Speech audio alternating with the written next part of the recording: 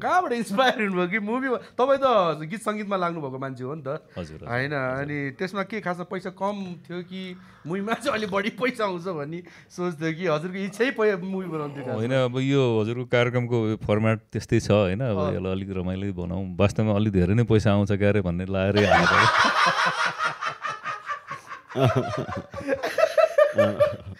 जस पैसा भन्दा पनि जस तपाईँलाई इच्छा त मुभी बनाउने अलिकति जस्तो अब यथार्थ बताउँदाखेरि चाहिँ म चाहिँ कस्तो भने गीत सङ्गीतमा चाहिँ धेरै पहिलादेखि नै लागेको हो, अब लागेको तर सफल नभएको होइन। सरको चाहिँ मैले बुझेअनुसार बसन्त सरलाई मैले जति उसमा चिन्छु नजिकबाट होइन, सर चाहिँ अब कला आर्ट साहित्यलाई एकदम माया गर्ने मान्छे हो। त्योभन्दा बाहिर बस्न चाहनुहुन्न क्या सरले, जसरी पनि खोजेर चाहेर बसेर पनि फेरि उहाँको मन चाहिँ यहीँ हुँदो रहेछ क्या होइन। मैले कतिको बुझेँ बसन्त सर है, एकदम सही हो, तपाईँले भनेको सही हो।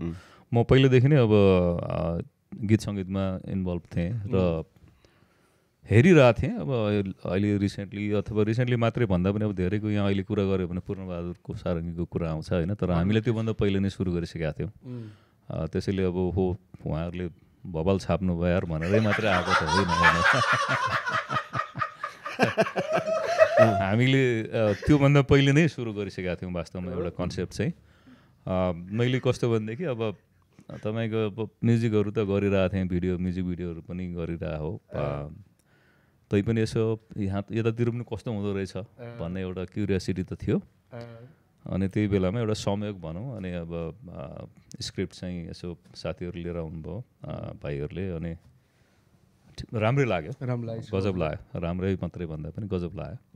अनि यसो फेरि कताबाट हाम्रो सौरभजीसँग कुरा भइसकेपछि ल उहाँसँग गफ गर्दाखेरि यता पनि अब उहाँले पनि बडो मजाले, अहिले पनि मलाई त्यो याद छ, जिन्दगीमा जानेको यही एउटा कुरा हो सर, अब यो पनि गर्न सकेन भने के गर्न सकेला र भन्नुभयो। That was inspiring for me. मलाई चाहिँ कस्तो उहाँको चाहिँ कन्फिडेन्स पनि लाग्यो र त्यो उहाँले त्यो भनेको कुराले छोयो पनि वास्तवमा।